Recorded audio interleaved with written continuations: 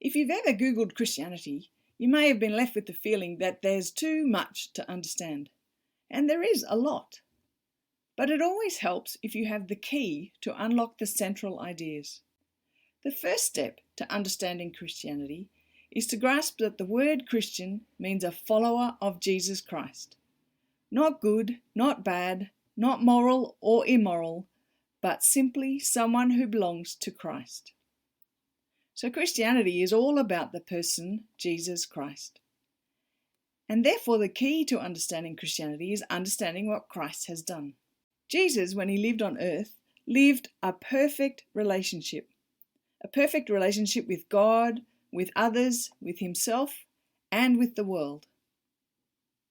The consequence of that was to be with God forever. Us, on the other hand, we've got a problem.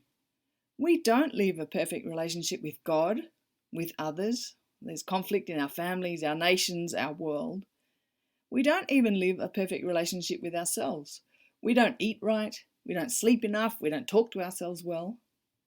And our world, it's in a mess, and it's our fault. So we definitely don't live the perfect relationship with God, others, ourselves, or the world. And God says there's a consequence, a punishment for that failure. And the punishment is the obvious consequence of a broken relationship. That is, no relationship. It's to be without God, being away from God and all the good things God gives us forever.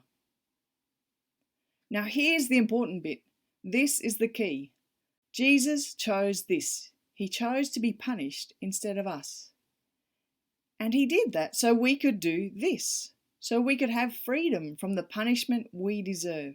This swap happens when Jesus dies on the cross for us.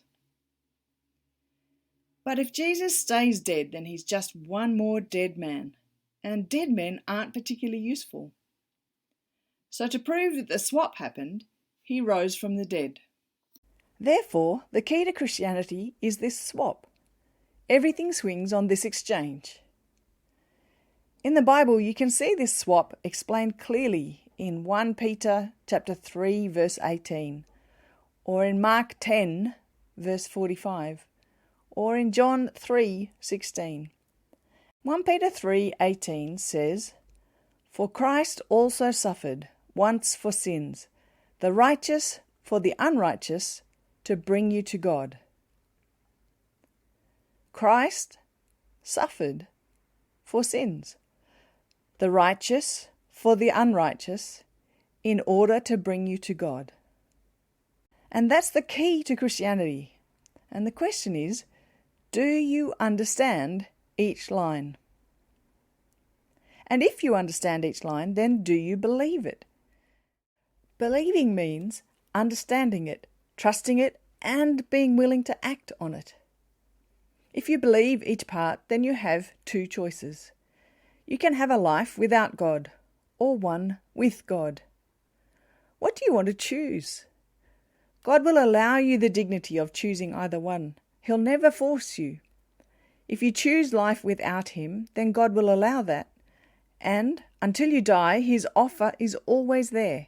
He always wants you to come to him. And if you choose life with him, you need to pray. You need to talk to God. That's all that praying is.